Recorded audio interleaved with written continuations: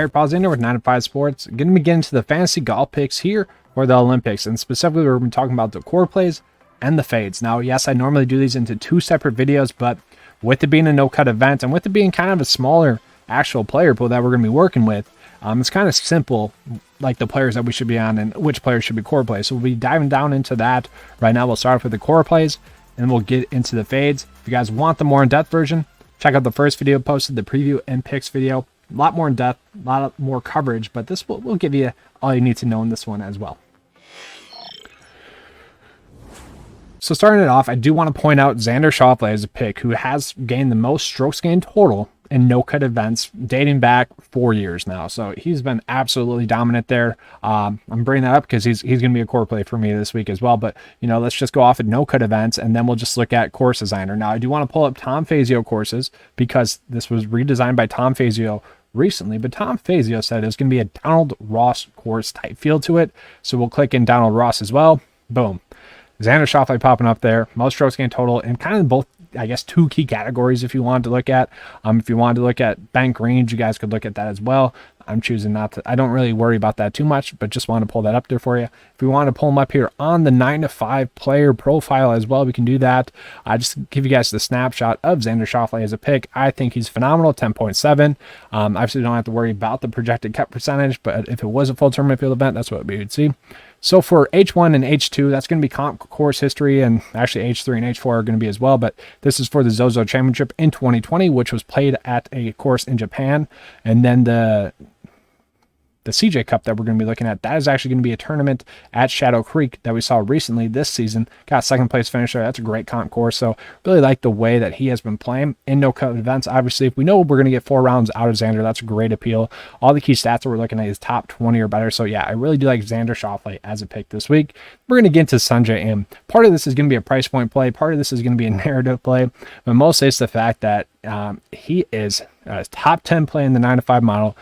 7th best staff in the field, really just looking like a solid pick this week. You know, he's been a little bit hit or miss, but, you know, been playing better as of recent. We can see gaining strokes over the last 2 months now.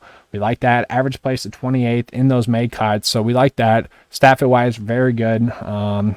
Really with Sungjae, he's had a couple of bad just shots and moments that have kind of ruined some rounds. Think back to the Masters, he got like a triple bogey on just one bad chip. Really, that wasn't even that bad.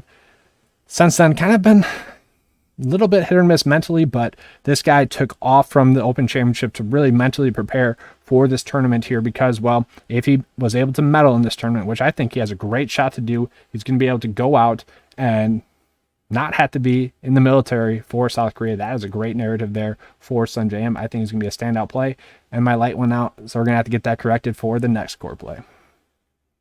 All right, guys, we got the light back working. We're going to pull up Corey Connors here as a core play. I just think he's a phenomenal play at this current price point. To me, it's kind of just a standout play at this price point. 7th best player in the 9 to 5 model this week. We like to see that. Overall, really just kind of popping. We look at the key stats, top 20 or better in all the key stats that we're looking at. Pretty solid comp course history. You know, what we're looking at from a no-cut event is a lot of the times it's a player either comes in mentally thinking, I got a chance, and they go on and play well, or they just don't really care. They're in it for a paycheck. That's kind of what those last 2 no-cut events would tell me there from Corey Connors, a 6th and a 61st place finish. Yeah, that's kind of what that's telling me. But overall, you know, kind of been a little bit hit or miss, I guess, if you will, recently. But as a whole, I don't mind him. Missed the cut at the Open Championship, missed the cut at the U.S. Open. Prior to that, have been playing some really good golf. I expect Corey Connors to be able to bounce back pretty well this week. I'm not too worried about him as a pick at this price point. He does make a lot of sense as a play. 8.8, just kind of looking at the other players in his price point range, he's kind of just a standout play in that price point range as well. All right, so now we're going to move and switch gears. We're going to get into the fades for this week. Now, the first fade is going to be Patrick Reed. 10.1 is just a lot to pay up for him. You know, typically speaking, Patrick Reed is always just a shoulder shrug play. That's just, he's quote unquote the shoulder shrug play. He's going to win the award at the end of the year. When we're doing the Employee of the Year awards, he's going to win the Employee of the Year for shoulder shrugs because he is typically priced at a point which you kind of just don't want to go out of your way to play him, but you don't really want to fade him. Just normally priced perfectly. Not this week. This week is priced a little bit too high. Now, sure, okay, Stafford, I guess, if you will, top 20, recent form rank. Not horrible, top 12, but the price point is just not there, especially for a guy that's had a lot of travel.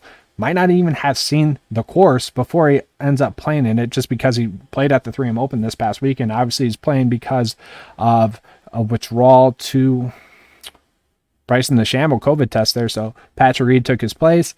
A lot to pay up for him. I don't really get that price point. He's priced out of the way for us this week. Don't have to worry about him as a pick. Not sure if he goes on and plays well. Good for him, I guess, but I just don't see that happening. And then another pick, Tommy Fleetwood. Now, he has been playing better as of recent, and this could be a course where he kind of figures it out. It seems like he's been on the cusp of that, but only 2 May cuts recently. The 33rd place finish at the Open Championship. A lot of people were expecting a better finish from him out of him that week. To me, I just don't see the point of picking him as a play at that price point. I'm going to be fading him.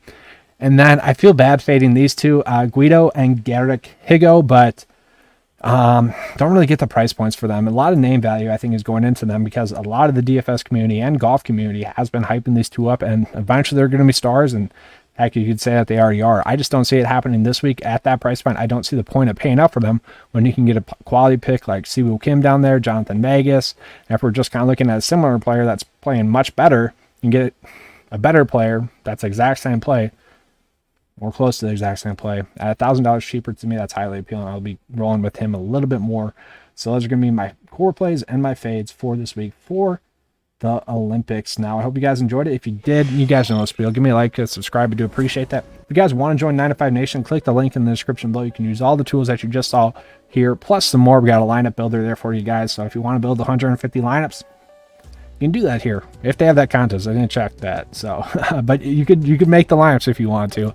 But that's all I have for you guys. If you guys are interested in joining for NFL DFS, you can check that out. We'll be doing the Hall of Fame game content here, posting that on Thursday, actually. So hopefully you guys enjoy this. If you did, please give me a like and subscribe. And as always, let's keep cashing.